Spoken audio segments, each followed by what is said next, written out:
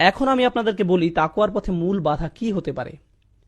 আপনারা যেখানে বাস করছেন, যেমন কাতার, দুবাই, খালিজ, আরব বিশ্ব বা মুসলিম বিশ্বের মাঝে, আপনার জন্য, আপনার সন্তানের জন্য সবচেয়ে ভয়ের ব্যাপার হচ্ছে বস্তুবাদ।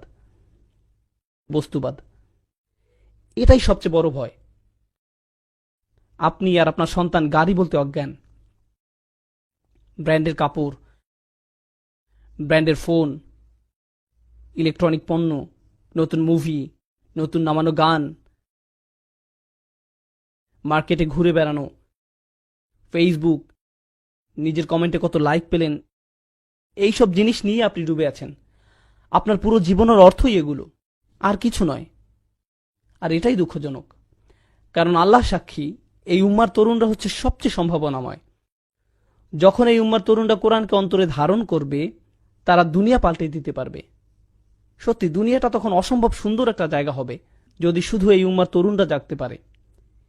কিন্তু উম্মার তরুণ প্রজন্ম আইফোন 5, স্যামসাং গ্যালাক্সিটা, আইপ্যাড, ফেসবুক নিয়েই বুঁদ হয়ে আছে। এই জিনিসগুলোই খুব ভালো কাজেও ব্যবহার করা যায়, কিন্তু মনে রাখতে হবে এই জিনিসগুলো এক একটা অভিশাপে পরিণত হতে পারে। অভিশাপে পরিণত হতে পারে। তলোয়ার শত্রুর দিকে তাক করে রাখলে সেটা ভালো, কিন্তু নিজের দিকে তাক করে রাখা খারাপ। এটা একদম সত্যি। এই জিনিসগুলো খুবই ভালো জিনিস, খুবই ভালো জিনিস। আমি কতবার ফেসবুক ব্যবহার করেছি জানেন? একবারও না। হ্যাঁ, সেখানে আমার ছবি আছে, আমার উক্তিও হয়তো আছে, কিন্তু আমি নিজে কখনো সেটা ব্যবহার করিনি। মাঝে মাঝে কেউ কেউ বলে, ব্রাদার আপনি কখনো টুইটারে জবাব দেন না। আমি বলি আমি সুন্নাহ পালন করার চেষ্টা করি, যাতে মানুষের উপকারে আসে এমন কিছু বলতে। কিন্তু মানুষের সাথে অনলাইনে কথোপকথনে জড়াই না। আমাদের আরো গুরুত্বপূর্ণ কথোপকথন আছে আল্লাহর সাথে। আসলে কি আপনারা এত কথা চালাচালি করার সময় আছে? এত কথা চালাচালি করার সময় আছে? এত সময় কোথা থেকে আসে যে একটা ইউটিউবে ভিডিও নিজে সব কমেন্ট পড়ে বসে আছেন? কোথায় পান এত সময়? কোথায় পান? আমি অবাক হয়ে যাই। তাই আমাদের নিজেদেরকে আগে এসব থেকে বের হয়ে আসতে হবে। বিশেষত রমজানের সময় আমাদের যত সম্ভব এসব গ্যাজেট থেকে দূরে থাকতে হবে। আপনার ফোনের গেমস অ্যাপসগুলো মুছে ফেলুন। রমজানে সেগুলো মোবাইল থেকে সরিয়ে ফেলুন। আপনি হয়তো বলবেন ঠিক আছে, আমি পরে আবার ডাউনলোড করব। তাও করুন। বোনেরা, এখনই ফেসবুক থেকে বের হন। আমি দেখছি না, কিন্তু যাই হোক, বের হন ফেসবুক থেকে। আপনাদের ডিভাইস থেকে নিজেকে দূরে রাখুন। এটা আপনাকে করতেই হবে। বস্তুবাদ আমাদেরকে ধ্বংস করে ফেলেছে। আর আমি বলছি যে এর থেকে পরিত্রাণ পাওয়ার সহজ উপায় হলো আল্লাহর কালামটা বোঝা। একদম নিজের মাঝে আল্লাহর কালামকে বোঝা। আপনি যতই নিজের সাথে আল্লাহর কালাম বোঝা শুরু করবেন, আপনি ততই আর বস্তুবাদে আগ্রহী থাকবেন না। তা দিয়ে তখন আর আপনার আত্মার ক্ষুধা মিটবে না। আপনি শূন্যতা অনুভব করবেন। খালি কোরআন থেকে আনন্দ পাওয়ার চেষ্টা করুন, যেটা আগে করেননি। আপনি যখন কোরআন পড়েন তখন আপনি আল্লাহর সাথে কথা বলেন, তাই না? আর বেশি কি চাই আমরা? এখন আপনাদেরকে বিশেষভাবে কিছু বাস্তব পরামর্শ দিব, যদিও বস্তুবাদের এই সমস্যা সর্বত্রই। কিন্তু আমি খেয়াল করেছি মার্কেটে বা এই ধরনের জায়গায় সবাই পঙ্গপালের মতো ছুটছে। আমি তাদের উপর রাগ করি না। খালি আমার যেটা মনে হয় সেটা হলো তাদের হাতে কোরআন তুলে দেইনি। আমরা তাদের হাতে কোরআন তুলে দেইনি। আমরা খুশি হবার মতো কিছু তাদের হাতে তুলে দেইনি। এটা আমাদের দোষ। আজকে আমি ভয়ানক একটা ব্যাপার নিয়ে বক্তব্য শুরু করতে চাই। আমাদের ধর্ম হলো সত্য ধর্ম, আর সত্য সুখবর যেমন প্রদান করে তেমনি সাবধান বাণীও প্রদান করে। আমাদের সকল নবী রাসূলদের, বিশেষত রাসূলুল্লাহ সাল্লাল্লাহু আলাইহি সাল্লামকে আল্লাহ আজ্জা জাল্লা বর্ণনা করেছেন মুবাশশিরান ওয়া নাযীরান, সুসংবাদদাতা ও সতর্ককারী। যদি কেউ শুধু সুসংবাদ প্রদান করেন তাহলে সে সাবধান বাণীর কথা ভুলে যাবে, আর যদি শুধু সতর্ক করতে থাকেন তাহলে সে এতই হতাশ হয়ে পড়ে যে মনে করে ভালো খবর বলতে আসলে কিছু নেই। বুঝতে পারলেন? আমি চেষ্টা করেছি এই ভারসাম্য রক্ষা করার। যেহেতু এই মাসটি প্রত্যাশার মাস, তাই আমি সুসংবাদের উপর একটু বেশি জোর দিয়েছি। আল্লাহ আজ্জা জাল্লার প্রতি আমাদের আশা এবং ভালোবাসা বৃদ্ধি করার চেষ্টা করেছি, কিন্তু এই একই সময়ে এর মাঝে একটা ভারসাম্য থাকতে হবে। যদিও আজকের বক্তব্যের শেষ অংশে আসার খবর আছে, কিন্তু শুরু করছি এমন একটা জায়গা থেকে যা অতটা আশাব্যঞ্জক নয়। দেখুন, আমাদের পূর্বের জাতি বনী ইসরাইলকে আল্লাহ কিতাব দান করেছেন, আমাদের যেমন কোরআন রয়েছে, তাদেরকেও অন্য কিতাব দেওয়া হয়েছিল। কোরআন যাকে বর্ণনা করেছে অন্য কোরআন হিসেবে, অর্থাৎ আগের কিতাব। তারা তাদের কিতাবকে গুরুত্ব দিয়ে গ্রহণ করেনি। তাদের মাঝে বেশ কিছু বিভ্রান্তিমূলক ধারণা গড়ে ওঠে। আমরা যদিও এত ভালো মুসলমান নই, সমস্যা নেই। আল্লাহ যদি আমাদের দোজখে ফেলেনও, সবচেয়ে খারাপ পরিস্থিতিতে আল্লাহ যদি আমাদের জাহান্নামে ফেলেনও, এটা হবে সাপ্তাহিক ছুটির মতো, কয়েকদিন মাত্র। কারণ তিনি আমাদের এতই ভালোবাসেন যে মুসলমানরা শেষমেশ তো জান্নাতে যাবেই। তাই আমরা যদিও জাহান্নামে যাই, সেটা হবে অল্প কিছু দিনের জন্য, সমস্যা নেই। লান তামাসসানা নারু ইল্লা আইয়ামাম মা'দুদাত, গুটি কয়েকদিন ছাড়া আগুন কখনো আমাদের স্পর্শ করবে না, কিছুদিন মাত্র। ব্যাপারটা হলো, জান্নাত জাহান্নামের পূর্বে বিচার দিবস রয়েছে, যেটি একদিনের জন্য, সেটা 1000 বছর লম্বা হবে। জান্নাত বা জাহান্নাম নয়, আল্লাহর কথা অনুযায়ী শুধু বিচারের দিনটি এত লম্বা হবে। আর বিচারের দিনটি হবে মাত্র একদিনের, আর জান্নাত জাহান্নাম চিরকালের জন্য। তাই কেউ যখন বলে গুটি কয়েকদিন, তাকে এখনকার দিনের হিসেবে চিন্তা করলে তো হবে না। বর্তমানে পৃথিবী তার অক্ষ বরাবর ঘুরে, আমরা সূর্যের উদিত হওয়া এবং অস্ত যাওয়া দেখি। কিন্তু কিয়ামতের দিন সূর্য, চাঁদ এবং পৃথিবীর সবকিছুকে ধ্বংস করে নতুন একটা ব্যবস্থাপনা তৈরি করা হবে। তাই আমরা এখন যেভাবে 24 ঘন্টার হিসেব করি, সেভাবে রাত দিনের হিসাব করলে তো চলবে না যখন আখিরাত শুরু হবে। চলুন তাহলে সবার আগে এই ধারণাটি আমাদের মাথা থেকে ফেলে দেই। কোরআনের বহু জায়গায় জাহান্নামের আলোচনা করা হয়েছে, কিন্তু আমি শুধু কোরআন থেকে একটি বর্ণনা আপনাদের সামনে উপস্থাপন করতে চাই। আমার মতে এটি আল কোরআনের জাহান্নামের সবচেয়ে গুরুত্বপূর্ণ বর্ণনা। কোরআনের একজন ছাত্র হিসেবে আমি মনে করি এই বর্ণনাটি জাহান্নাম সম্পর্কে জানার শুরু মাত্র। কেউ যদি এই বর্ণনাটি বুঝতে পারে, তাহলে সে জাহান্নাম সম্পর্কে যথেষ্ট জানে। আয়াতটি শুরু করা হয়েছে এই কথা বলে, ওয়ালা ইন মাসসাতহুম, এমনকি যদিও। যখন আমরা বাংলায় বলি যদি আমি সেখানে যাই, যদি আমি সেখানে যাই, তাহলে তোমার সাথে দেখা হবে। কিন্তু কেউ যখন বলে যদিও আমি যাই, এর মানে হলো যাওয়ার সম্ভাবনা ক্ষীণ। তাই আয়াতটি যদিও দিয়ে শুরু হওয়ার মাধ্যমে এমন কিছু ঘটার সম্ভাবনা কমিয়ে দিয়েছে। এভাবে বলার মাধ্যমে আল্লাহ কোনো কিছুর উপর জোর কমিয়ে দেন। সহজ কথায় তিনি বাক্যটিকে দুর্বল করে দিচ্ছেন। যদিও, যদিও কি? যদিও মাসসাতহুম, যদিও এটা তাদের স্পর্শ করে। আরবিতে মাসসা অর্থ কোনো কিছু যখন আপনাকে সামান্যতম স্পর্শ করে, যেমন কোনো মাছি যখন কোনো মতে স্পর্শ করে। যদি সেকেন্ডের জন্য স্পর্শ করে, তখন তাকে বলা হয় মাস। সুতরাং এটা যদি তাদেরকে কোনো মতে স্পর্শ করে 1 সেকেন্ডের জন্য, মাসসাতহুম। এখন কি তাদের স্পর্শ করে? আপনারা হয়তো ভাবছেন আগুন যদি তাদের স্পর্শ করে। আল্লাহ বলছেন নাফহাতুন, একটা হালকা বাতাস যদি তাদের স্পর্শ করে। চলুন এই বাতাস নিয়ে একটু আলোচনা করা যাক। আরবিতে নাফহাতুন বলতে বোঝায় দরজা বন্ধ করলে যখন সামান্য একটু বাতাস এসে পড়ে, পর্দা নড়ে ওঠে, অথবা কেউ জানালা বন্ধ করলে যেভাবে হালকা বাতাসে পর্দা নড়ে ওঠে। এই বাতাসের যা বাহির থেকে ভেতরে আসে বা ভেতর থেকে বাহিরে যায়, দুই ধরনের আছে। একটি হলো লাফহা, লাম যোগে, আরেকটি হলো নাফহা।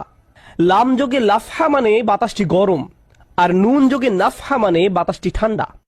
আল্লাহ বলছেন এমনকি যদি ঠান্ডা বাতাস তাদেরকে স্পর্শ করে, যদি ঠান্ডা বাতাস তাদেরকে স্পর্শ করে তোমার প্রতিপালকের শাস্তি থেকে। তিনি এই আয়াতে জাহান্নাম কাউকে স্পর্শ করার কথা বলছেন না। তিনি এই আয়াতে আগুন কাউকে স্পর্শ করার কথা বলছেন না। তিনি এমনকি গরম বাতাস কাউকে স্পর্শ করার কথাও বলছেন না। তিনি আগুনের ঠান্ডা অংশের কথা বলছেন। আর এটা আপনাকে চিরকালের জন্য স্পর্শ করছে না। প্রসঙ্গত, আমরা ফিজিক্সে পদার্থের 3টি অবস্থার কথা শিখেছি: সলিড, লিকুইড এবং গ্যাস। সলিড বা কঠিন কিছু যদি স্পর্শ করে, আমরা তা অনুভব করতে পারি। এই মুহূর্তে গ্যাস আমাদেরকে স্পর্শ করছে, বাতাস এখন আমাদেরকে স্পর্শ করছে, আমরা এটা অনুভব করি না। আর এই আয়াতে আল্লাহ বর্ণনা করছেন কি তাদের স্পর্শ করছে? বাতাস তাদেরকে স্পর্শ করছে। কোন ধরনের বাতাস? অপেক্ষাকৃত গরম বাতাস নাকি ঠান্ডা বাতাস? ঠান্ডা বাতাস। ঠান্ডা বাতাস কোন রকম তাদেরকে স্পর্শ করছে। এই আয়াতের সবচেয়ে উল্লেখযোগ্য বিষয় হলো, আমি একটু আগে নাফহা এবং লাফহার কথা বলেছিলাম। অন্য কথায়, তারা এখনো জাহান্নামে প্রবেশ করেনি, তারা এর দিকে অগ্রসর হচ্ছে। আর জাহান্নামের অপেক্ষাকৃত ঠান্ডা বাতাস এসে কোনো মতে তাদেরকে স্পর্শ করলো, তখন তাদের প্রতিক্রিয়া কি? চিৎকার করে বলে উঠবে, ইয়া ওয়াইলানা, হায়, সবচেয়ে কঠিনতম শাস্তি আমাদের জন্য শুরু হয়ে গেছে। ইন্না কুন্না যালিমিন, আমরা সব সময় অপরাধী ছিলাম। তারা সাথে সাথে তাদের সব অপরাধ স্বীকার করবে। যে কারণে এই আয়াতটি আমি সংক্ষেপে আপনাদের নিকট উপস্থাপন করলাম। প্রথমত, এই আয়াতে আল্লাহ জাহান্নামের শাস্তির অভিজ্ঞতা বর্ণনা করছেন না। আল্লাহ সকল বিশ্বাসীকে জাহান্নামের আগুন থেকে মুক্ত রাখুন, কিন্তু আল্লাহ এখানে বর্ণনা করছেন এমনকি জাহান্নামের আগুনের কাছে গেলে এবং ক্ষণিকের জন্য এর বাতাসের সামান্য স্পর্শ লাগলে একজন মানুষ চিন্তা করা শুরু করবে এর চেয়ে আর ভয়ঙ্কর কোনো শাস্তি হতে পারে না। এজন্যই আল্লাহ দোজখের আগুন সম্পর্কে বলছেন, ইন্নাহা সাআত মুস্তাকাররাও ওয়া মুকামা, নিশ্চয়ই তা অবস্থানস্থল ও আবাসস্থল হিসাবে কতই না নিকৃষ্ট। অল্প এবং বেশি যে কোনো সময়ের জন্য ওটা কত নিকৃষ্ট জায়গা। এক সেকেন্ডের জন্য এটা ভাববেন না যে আমি তো খারাপ, আল্লাহ যদি আমাকে জাহান্নামে ফেলেনও এক সময় তো আমি এখান থেকে মুক্তি পাবো। এই ধরনের চিন্তাকে কখনো প্রশ্রয় দিবেন না। এই ভূমিকা দেওয়ার পর যখন বিচার দিবস শুরু হবে, যখন সমগ্র মানব জাতি একত্রিত হবে, তারা জানে না কোথায় যাবে, তারা জানে না কোন দিকে ফিরবে। এই ঘটনা আসলে রাসূলুল্লাহ সাল্লাল্লাহু আলাইহি সাল্লামের একটি হাদিসে উল্লেখ করা হয়েছে এবং জ্ঞানের প্রতি মুসলমানদের আগ্রহ ছিল সব সময়। তো একবার কিছু মানুষ বিখ্যাত সাহাবী আনাস ইবনে মালিক রাদিয়াল্লাহু তাআলা আনহুর কাছে এলো, কারণ মানুষ লোকমুখে এই খবর পেয়েছিল যে আনাস এই হাদিসটি জানতেন, আর এটি অনেক বড় একটি হাদিস, বুখারী শরীফে বর্ণিত আছে। এই ঘটনা ঘটে রাসূলুল্লাহ সাল্লাল্লাহু আলাইহি সাল্লামের ইন্তেকালের পরে। তিনি বলেন, হাদ্দাসানা মুহাম্মাদুন সাল্লাল্লাহু আলাইহি ওয়াসাল্লাম। এখন আনাস রাদিয়াল্লাহু তাআলা আনহু কথা বলছেন। তিনি বলেন, রাসূলুল্লাহ সাল্লাল্লাহু আলাইহি সাল্লাম আমাদের বলেছেন, ইযা কানা ইয়াউমুল কিয়ামাতি মাজান নাসু বা'দুহুম ফি বা'দ। মনোযোগ দিয়ে শুনুন। যখন বিচার দিবস শুরু হবে, মানুষ ঢেউয়ের মতো একে অপরের উপর আশ্রে পড়বে, সর্বত্র বিশৃঙ্খলা, সবাই একে অন্যের দিকে ছুটতে থাকবে। ফায়াতুনা আদম, তারা কোনো একভাবে আদম আলাইহিস সালামের দেখা পাবে। আদম আলাইহিস সালামের দেখা পাবে, তারা তার কাছে ছুটে আসবে। ফায়াকুলুনা ইশফা আলানা ইলা রাব্বিক, সমগ্র মানব জাতি আদম আলাইহিস সালামের কাছে ছুটে আসবে এবং বলবে, আপনি কি দয়া করে আমাদের পক্ষ থেকে আল্লাহর সাথে কথা বলতে পারবেন? আমরা আল্লাহর ভয়ে ভীত। আপনি তো প্রথম মানুষ, আপনি তো সেই ব্যক্তি যাকে আল্লাহ ফেরেশতাদের সিজদা দিয়ে সম্মানিত করেছেন, আপনাকেই তো পছন্দ করা হয়েছে, আমরা সবাই আপনার সন্তান, আপনি আমাদের পিতা, তাই দয়া করে আমাদের জন্য আল্লাহর সাথে কথা বলুন, আমরা খুবই ভীত। এরপর তিনি বলবেন, ফায়াকুলু লাস্তু লাহা, তিনি বলবেন, আমি এর যোগ্য নই, আমি পারবো না। ফায়াকুলু লাস্তু লাহা ওয়ালাকিন আলাইকুম বিইব্রাহিম, তোমরা কেন ইব্রাহিমের সাথে কথা বলছো না? তোমাদের উচিত ইব্রাহিমের সাথে কথা বলা। অতএব মানব জাতি এখন কার খোঁজ করছে? ইব্রাহিম আলাইহিস সালাম। ফাইন্নাহু খলিলুর রহমান, তার কাছে যাও, কারণ তিনি রহমানের খুবই কাছের বন্ধু। ওয়াত্তাখাযাল্লাহু ইব্রাহিমা খলিলা, কোরআনে এসেছে আল্লাহ ইব্রাহিমকে তার বন্ধুরূপে গ্রহণ করেছেন। তাই ইব্রাহিমের কাছে যাও, তিনি তোমাদের সাহায্য করতে পারবেন। তারা ইব্রাহিমের কাছে যাবেন।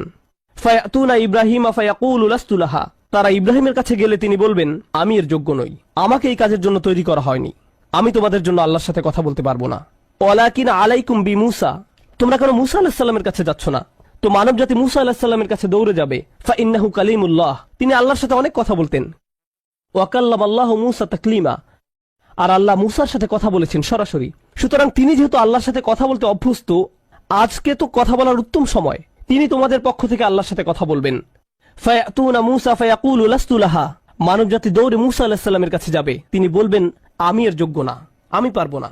ওয়ালাকিন আলাইকুম বিঈসা, তোমরা ঈসা আলাইহিস সালামের কাছে কেন যাচ্ছ না? ফাইন্নাহু রূহুল্লাহ ওয়া কালিমাতুহু, তিনি হলেন আল্লাহর দেওয়া রূহ এবং তিনি আল্লাহর কালিমা, আল্লাহর হুকুমে তিনি অলৌকিকভাবে জন্মগ্রহণ করেন। কুন ফায়াকুন, অতএব তিনি যেহেতু সকল রাসূলদের মাঝে বিশেষ মর্যাদার অধিকারী, তার কাছে যাও, তার সাথে কথা বলো। সকল মানুষ দৌড়ে ঈসা আলাইহিস সালামের কাছে যাবে। ফায়াকুলু লাস্তু লাহা, তিনি বলবেন, আমি পারবো না, এই কাজ আমার জন্য নয়, আমাকে এই কাজের জন্য তৈরি করা হয়নি। তারপর তিনি বলবেন, ওয়ালাকিন আলাইকুম বি মুহাম্মাদিন সাল্লাল্লাহু আলাইহি ওয়াসাল্লাম, মানব জাতি তোমাদেরকে মুহাম্মদ সাল্লাল্লাহু আলাইহি ওয়াসাল্লামের কাছে যেতে হবে। মানুষেরা তখন রাসূলুল্লাহ সাল্লাল্লাহু আলাইহি ওয়াসাল্লামের কাছে যাবে। এখন রাসূল সাল্লাল্লাহু আলাইহি ওয়াসাল্লাম আমাদের বলছেন, ফায়াতুনি ফাআকুল, সবাই তখন আমার কাছে আসবে আর আমি তাদেরকে বলবো। এখন রাসূল সাল্লাল্লাহু আলাইহি ওয়াসাল্লাম আমাদের বলছেন, আনা লাহা, আমার জন্য এই কাজ, আমি এই কাজের যোগ্য। আনা লাহা ফাআস্তাযিনু আলা রাব্বি। প্রসঙ্গত আমি আপনাদেরকে আরো বলার পূর্বে বিচার দিনের একটা দৃশ্য হলো, আল্লাহ বলেন, ইয়াউমা ইয়াকুমুর রূহু ওয়াল মালাইকাতু সাফফান লা ইয়াতাকাল্লামুনা ইল্লা মান আযিনা লাহুর রহমান ওয়া ক্বালা সাওয়াবা। যেদিন রূহ ও ফেরেশতাগণ সারিবদ্ধভাবে দাঁড়াবে, এমন এক সময় থাকবে যখন কেউ কথা বলতে পারবে না। এমন এক ধরনের নীরবতা, এমন নীরবতা বিরাজ করবে যার কথা মানবজাতি কোনোদিন শোনেনি। এমন ধরনের নীরবতার অস্তিত্ব কখনো কোনোদিন ছিল না। সেই রকম পিনপতন নীরবতায় আল্লাহ বলেন, লা ইয়াতাকাল্লামুন, কেউ কথা বলতে পারবে না, ইল্লা মান আযিনা লাহুর রহমান, দয়াময় আল্লাহ যাকে অনুমতি দিবেন সে ব্যতীত, আর তিনি হলেন মুহাম্মদুর রাসূলুল্লাহ সাল্লাল্লাহু আলাইহি সাল্লাম তিনি এমন সময় আল্লাহর কাছে আসবেন যখন সৃষ্টির কারো একটি শব্দ করার অনুমতি থাকবে না, সৃষ্টির কারো কোনো আওয়াজ শোনা যাবে না। তিনি আল্লাহর সামনে এসে আল্লাহর কাছে কথা বলার অনুমতি চাইবেন। ফায়ুযানু লি, তিনি বলেন আমাকে কথা বলার অনুমতি দেওয়া হবে। ওয়ায়ুলহিমুনি মাহামিদা আহমাদাহু বিহা লা ইয়াহদুরুনিল আন, সেই দিন আল্লাহ আমাকে স্পেশাল একটি দোয়ার মাধ্যমে তার প্রশংসা, তার কৃতজ্ঞতা করা শেখাবেন, যেটি বিচার দিবসে আমাকে দেওয়া হবে, যা এর পূর্বে কাউকে দেওয়া হয়নি, কোনো সৃষ্টিকে দেওয়া হয়নি। এক স্পেশাল ওয়াহি রাসূলুল্লাহ সাল্লাল্লাহু আলাইহি সাল্লামকে দেওয়া হবে বিচার দিবসে, যা কোনো সৃষ্টিকে দেওয়া হয়নি। আর তিনি সেই দিন সেই স্পেশাল উপায়ে আল্লাহর প্রশংসা করবেন, লা ইয়াহদুরুনিল আন, আর সেই ওহী এখনো আমার কাছে আসেনি, সেই দোয়া এখনো আমি জানি না। ফা আহমাদাহু বিতিলকাল মাহামিদ, তারপর আমি আল্লাহর দেওয়া সেই স্পেশাল বাক্যগুলোর মাধ্যমে আল্লাহর প্রশংসা করব। ওয়া আখিরু লাহু সাজিদান, আমি সেই বাক্যগুলো উচ্চারণ করার পর আল্লাহর সমীপে সিজদায় অবনত হব। কিয়ামতের দিনে দৃশ্যপটে রাসূলুল্লাহ সাল্লাল্লাহু আলাইহি সাল্লাম এমন জায়গায় থাকবেন, এই অবস্থাকে বলা হয় মাকাম মাহমুদা, একটা স্টেশন, অথবা বলতে পারেন এমন একটা স্টেজ যা প্রশংসিত, আর মানব জাতি সেটা প্রত্যক্ষ করবে। আমরা সবাই এটা দেখতে পাবো, আমরা সবাই তখন নিশ্চুপ থাকব, আর তিনি সিজদায় পড়ে যাবেন। তিনি যখন সিজদায় পড়ে যাবেন তখন আল্লাহ আজ্জা ওয়া জাল্লা তার সাথে কথা বলবেন। এতক্ষণ তিনি আল্লাহর সাথে কথা বলছিলেন, এখন আল্লাহ আজ্জা ওয়া জাল্লা তার সাথে কথা বলবেন। তিনি কি বলবেন? ইয়া মুহাম্মদ ইরফা রাসাকা, তিনি বলবেন মুহাম্মদ তোমার মাথা উত্তোলন করো। ওয়াকুল, বলো, ইউসমা আলাকা, তোমার কথা শোনা হবে। শুধু যে আল্লাহ তার কথা শুনবেন তা নয়, বরং বিচার দিনে উপস্থিত সবাই তার কথা শুনতে পাবে। ইউসমা আলাক, তারপর আল্লাহ বলেন ওয়াসাল তুতা, চাও তোমাকে দেওয়া হবে, তুমি যা চাও দেওয়া হবে। কিয়ামতের দিন আল্লাহর একটি সৃষ্টি কেমন পজিশনে থাকলে আমরা সবাই যখন আল্লাহর নিকট ভিক্ষা চাচ্ছি, আতমিম লানা নূরানা ওয়াগফির লানা, হে আমাদের পালনকর্তা, আমাদের নূরকে পূর্ণ করে দিন এবং আমাদেরকে ক্ষমা করুন, এই কথা বলে আমরা আল্লাহ আজ্জা ওয়া জাল্লার কাছে কাকুতি মিনতি করতে থাকব। আর এখানে আল্লাহ তার এই সৃষ্টিকে বলছেন তুমি চাও, তুমি যা চাও আমি দিব। সাল তুতা, এই হলো আমাদের রাসূল সাল্লাল্লাহু আলাইহি সাল্লাম। তারপর আল্লাহ বলবেন ওয়াশফা, তুমি যদি কারো পক্ষ থেকে কথা বলতে চাও, তুমি যদি কারো ব্যাপারে সুপারিশ করতে চাও, যাও সুপারিশ করো। তুশাফা, আমি তোমাকে অন্য মানুষদের পক্ষ হয়ে কথা বলার অধিকার দিলাম। তুশাফা, এই গ্যারান্টি আল্লাহ তার রাসূল সাল্লাল্লাহু আলাইহি সাল্লামকে দিয়েছেন। ফাকুলু ইয়া রব, তখন আমি বলবো ইয়া রব, উম্মতি উম্মতি, তিনি সর্বসাকুল্যে এই কথা বলবেন, এটাই তার সম্পূর্ণ বাক্য, আমার উম্মাহ আমার উম্মাহ, আমার মানুষ আমার মানুষ। কিয়ামতের দিন সবাই বলবে নাফসি নাফসি, আমি নিজে আমি নিজে আমি নিজে। আল্লাহর নবীরা যারা মানুষকে আল্লাহর দ্বীনে আনার জন্য দিবারাত্রি পরিশ্রম করে গিয়েছেন, যেমন ইব্রাহিম আলাইহিস সালাম, যার এই দুনিয়ায় থাকাকালীন সময়ে শুধু একটাই উদ্বেগ ছিল মানুষের মুক্তি। বিচারের দিনে তিনি বলবেন না, যাও অন্য কোথায় যাও, যাও মুসার সাথে কথা বলো। মুসা আলাইহিস সালাম, যিনি বনি ইসরাইল নিয়ে চিন্তিত ছিলেন, তিনি বলবেন না, যাও ঈসার সাথে গিয়ে কথা বলো। আর আমাদের রাসূল সাল্লাল্লাহু আলাইহি সাল্লাম বলবেন, প্রসঙ্গত কোরআনে কিয়ামত দিবসের যে ভয়াবহতার কথা বর্ণনা করা হয়েছে তা একবার চিন্তা করে দেখুন। ইয়াউমা তারাউনাহা তাযহালু কুল্লু মুরদিআতিন আম্মা আরদাআত, প্রত্যেক মা যে তার বাচ্চাকে দুধ খাওয়াচ্ছে তার বাচ্চাকে ফেলে দিবে যেন সে কিছুই না। ইয়াফিরুল মারউ মিন আখিহি ওয়া উম্মিহি ওয়া আবিহি, সেদিন মানুষ তার ভাইয়ের কাছ থেকে পালাবে, মায়ের কাছ থেকে পালাবে, বাবার কাছ থেকে পালাবে। ওয়া সাহিবাতিহি ওয়া বানিহি, তার স্ত্রীর কাছ থেকে পালাবে, ছেলেমেয়ের কাছ থেকে পালাবে। আপনাদের কেউ কেউ হয়তো ইতিমধ্যে স্ত্রীর কাছ থেকে পালিয়ে বেড়ান, তাই আপনাদের কাছে হয়তো এটা অতটা ভীতিপ্রদ নয়। এই আয়াত হয়তো আপনার জন্য ভয়ের নয়, কেউ কেউ ভাবছে অবশেষে। যাই হোক, সমস্ত গুরুত্বের সাথে সেই দিন সবাই কাকে নিয়ে উদ্বিগ্ন থাকবে? নিজেকে নিয়ে। প্রকৃতপক্ষে সেদিন প্রত্যেক ব্যক্তি বলবে ওমান ফিল আরদি জামিআ সুম্মা ইউনজিহ, সবাইকে জাহান্নামে নিয়ে যান এবং বিনিময়ে আমাকে জান্নাতে প্রবেশ করতে দিন। এটাও কোরআনে এসেছে। মানুষ সেদিন এমন মরিয়া হয়ে উঠবে, সেদিন একজন মানুষ আল্লাহর সাথে কথা বলবেন, আর প্রথম যে শব্দগুলো তার মুখ থেকে উচ্চারিত হবে তা হলো উম্মতি উম্মতি। আপনার জন্য আপনার রাসূলের ভালোবাসা এমনই প্রগাঢ় সাল্লাল্লাহু আলাইহি সাল্লাম।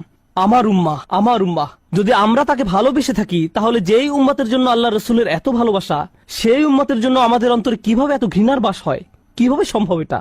কিভাবে আমাদের পরস্পরের প্রতি এত ক্রোধ, বিচার, সমালোচনা, বিভক্তি, বিদ্বেষ, অনুমান, অহংকার? আর এই মানুষগুলো দাবি করে তারা রাসূলুল্লাহ সাল্লাল্লাহু আলাইহি সাল্লামকে ভালোবাসে। এইসব তুচ্ছ বিষয় ভুলে যেতে এই ভালোবাসা কি যথেষ্ট নয়? আমাদের কোন পার্থক্যগুলো এর চেয়ে বড়?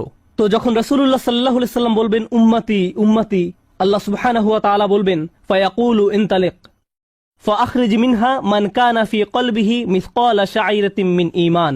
মনোযোগ দিয়ে শুনুন, যাও এখান থেকে বের করে নাও যাদের অন্তরে ঈমান আছে, এমনকি এখানে শারিয়া মানে বার্লি দানা, যা সামান্য একটু লম্বা হয়, যাদের অন্তরে এতটুকু পরিমাণ ঈমানও আছে, যে কোনো ঈমান যদি তাদের অন্তরে থেকে থাকে, তাহলে তাদেরকে বের করে নাও। আপনি এগিয়ে যান এবং বের করে নিন। দৃশ্যপটটি কল্পনা করুন, রাসূলুল্লাহ সাল্লাল্লাহু আলাইহি সাল্লাম মানুষকে রাখছেন, যাও যাও যাও, তিনি তাদেরকে সরিয়ে নিচ্ছেন। কিছু মানুষকে নিয়ে যাওয়ার পর ফেরেশতারা থামিয়ে দিলেন, কারণ কারো কারো ঈমান এর চেয়েও ছোট। সামান্য পরিমাণ ঈমান বলতে আসলে কি বোঝায়? কেউ একজন হারাম কোনো কাজে যুক্ত ছিল, সে ভয়ানক কিছু একটা করছিল, কাজটা করে ফেলার পর তার মনে অনুশোচনা জাগ্রত হলো, তার ভেতর থেকে কিছু একটা বলছে এটা খারাপ কাজ, আমার এটা করা উচিত নয়, আল্লাহ আমাকে এটা সম্পর্কে জিজ্ঞাসা করবেন। তারপর কোনো একভাবে তার এই চিন্তাটাকে সে দমিয়ে দিল, থাক এখন চিন্তা করার দরকার নেই। কিন্তু পরবর্তীতে সে আল্লাহর কাছে দোয়া করে বলল, ইয়া আল্লাহ, আমি জানি না কিভাবে এই কুঅভ্যাস থেকে বাঁচব, আমাকে এর থেকে মুক্তি দিন। আমি চাই না এটা আমার জীবনে আর ঘটুক, কিন্তু তবু আমি এটাতে আটকা পড়ে আছি। অতি ক্ষুদ্র ঈমান তার ভেতর থেকে চিৎকার করছে, অন্য কেউ এটা শুনতে পারছে না, তার অন্তর এটা শুনছে।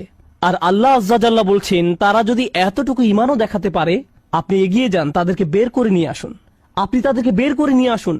আর তিনি যখন এভাবে মানুষদেরকে বের করে নিয়ে আসবেন, তখন ফেরেশতারা একসময় থামিয়ে দিবেন, কারণ অনেক মানুষের অন্তরে এতটুকু ঈমানও নেই, সামান্য অনুতাপটুকু তাদের অন্তরে ছিল না। থামিয়ে দিবেন, ফাআনতালিক ফাফআল, আমি গিয়ে এমনই করব, সুম্মা আউদ, তারপর আমি ফিরে আসব।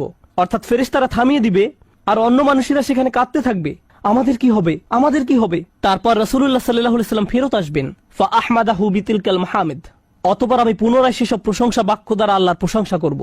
লক্ষ্য করুন, প্রথমবার তিনি প্রার্থনা করার জন্য অনুমতি চেয়েছিলেন, তাই না?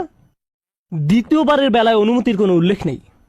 লক্ষ্য করেছেন, তিনি আসলে সাথে সাথে আল্লাহর প্রশংসা করা শুরু করবেন। আল্লাহ কি তাকে এমনটি করতে বলেছেন? না, এটা হলো নিজ উম্মতের প্রতি তার অপরিসীম ভালোবাসার বহিঃপ্রকাশ। তিনি আবারও আল্লাহর প্রশংসা করা শুরু করবেন, এই আশায় যে আল্লাহ তাকে অটোমেটিক অনুমতি দিবেন। সুম্মা আখিরু লাহু সাজিদান, আর সিজদায় পড়ে যাব। ফায়াকুলু ইয়া মুহাম্মদ, আমাকে বলা হবে, হে মুহাম্মদ, ইরফা রাসাকা, তোমার মাথা উঠাও। কুল ইউসমা আলাকা, বলো তোমার কথা শোনা হবে। ওয়াসাল তুতা, চাও তোমাকে আবার দেওয়া হবে। ওয়াশফা তুশাফা, সুপারিশ করো, সুপারিশ গ্রহণ করা হবে। তোমাকে সুযোগ দেওয়া হবে তাদেরকে বের করে নেয়ার, তোমাকে তাদের জন্য সুপারিশ করার সুযোগ দেওয়া হবে। ফাআকুলু ইয়া রব উম্মতি উম্মতি, আমি তখন বলবো, হে আমার রব, আমার উম্মত, আমার উম্মত। তিনি তো ইতোমধ্যে অল্প ঈমানের অধিকারীদেরকে বের করে নিয়েছেন। ফায়াকুলু ইনতালিক, এরপর আল্লাহ বলবেন, এগিয়ে যাও। ফাআখরিজ মিনহা মান কানা ফি কলবিহি মিসকালা যাররাতিন আও খারদালাতিন মিন ঈমান, তোমাকে সুযোগ দেওয়া হবে তাদেরকে বের করে নেয়ার, সুপারিশ গ্রহণ করা হবে। যাদের অন্তরে এক বিন্দু পরিমাণ ঈমান আছে, বালির দানা নয়, বালির দানা তো এতটুকু লম্বা, বরং বিন্দু পরিমাণ। খারদালা মানে সরিষার দানা, অতি ক্ষুদ্র বিন্দুর মতো। আর যখন আল্লাহ বলছেন এর ওজনের মতো, বর্তমানে আমাদের কাছে ডিজিটাল ওজন মাপার যন্ত্র আছে, আগের দিনে পাল্লা ছিল, তাই আপনি যখন এক মুষ্টি চাল এক পাল্লায় রাখতেন, সেটা হয়তো তেমন একটা ঝুঁকতো না। যদি একটু বেশি করে চাল রাখতেন, তখন একটু ঝুঁকতো।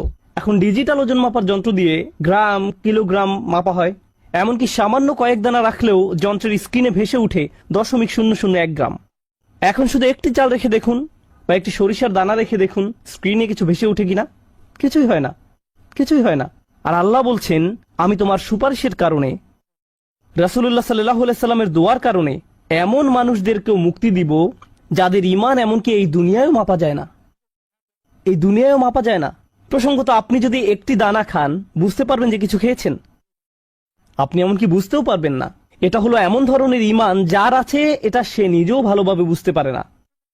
এমনকি তারা নিজেরাও ঠিকমতো বুঝে উঠতে পারে না যে ঈমান আছে, আর অন্যরা কিভাবে বুঝবে। আর কেউ যদি একটি দানা আহার করে, এটা তাদের পুষ্টি সাধনে তেমন কোনো ভূমিকা রাখতে পারে না, এটা শরীরের জন্য যথেষ্ট পরিমাণের খাবার নয়।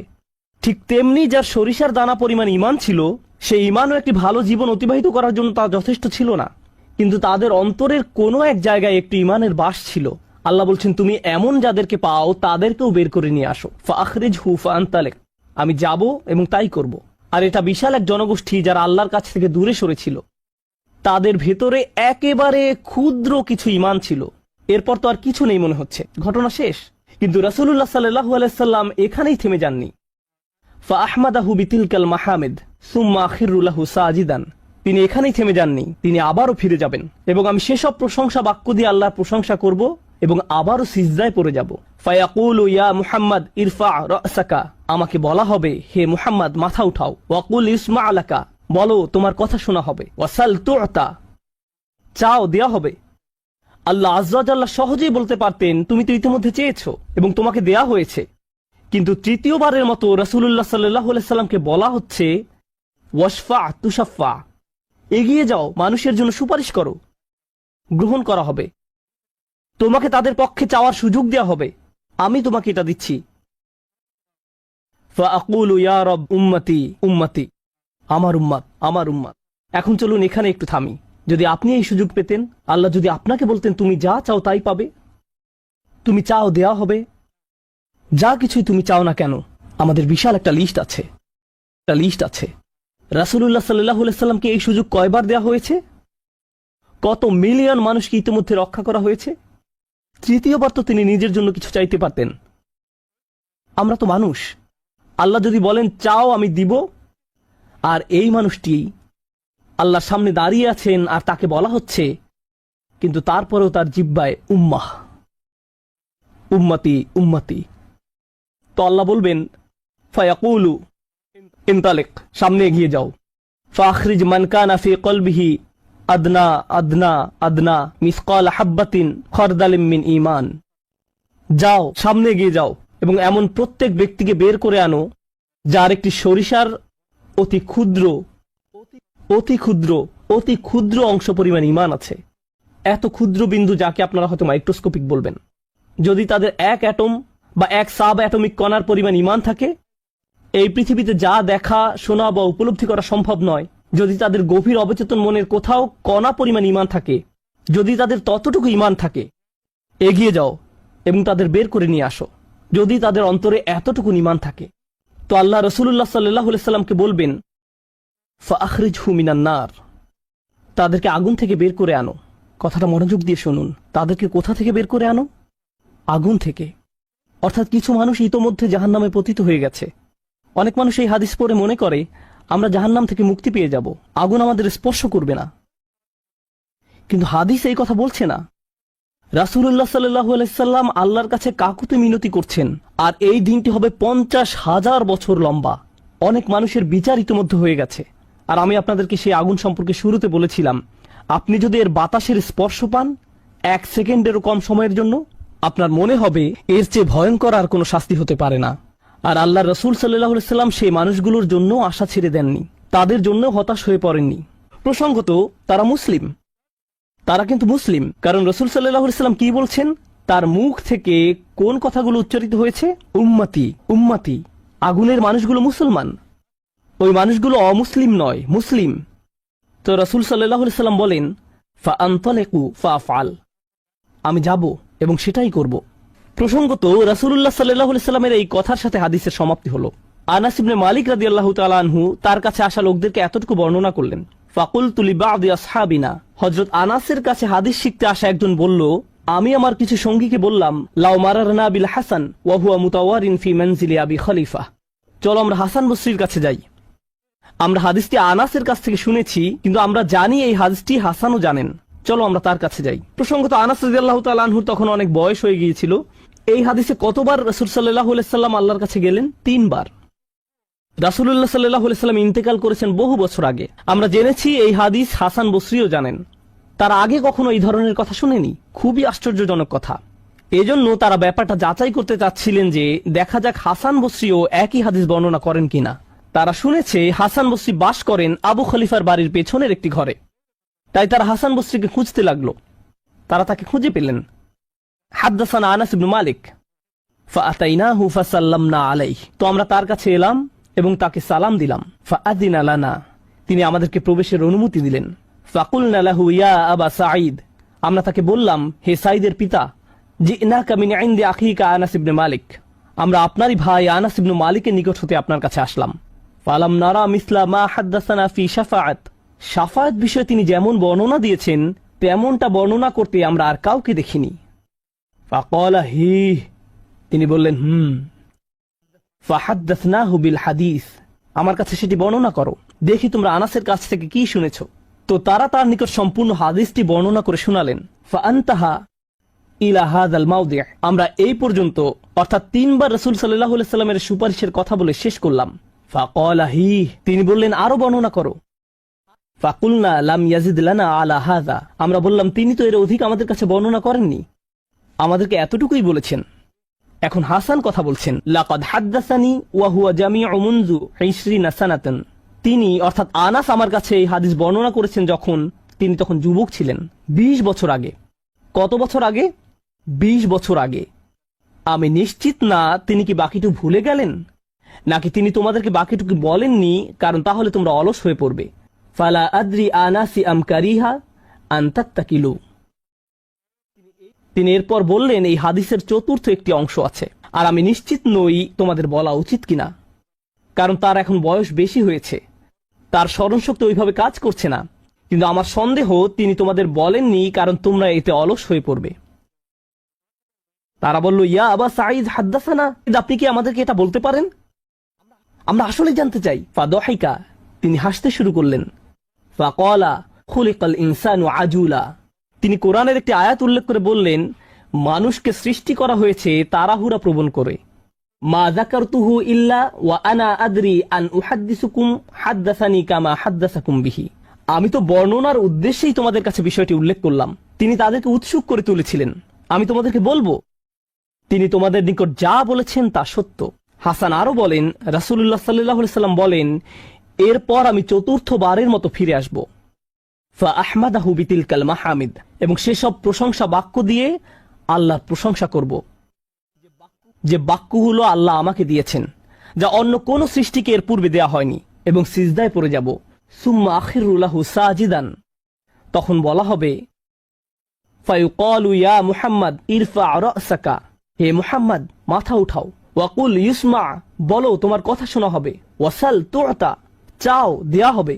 ওয়াশফা তুশাফা, শাফায়াত করো গ্রহণ করা হবে। এই সময়ে এসে এতটুকুর চেয়ে ছোট ঈমানও আর অবশিষ্ট নেই, সকল সম্ভাব্য ঈমানওয়ালাদের মুক্তি হয়ে গেছে।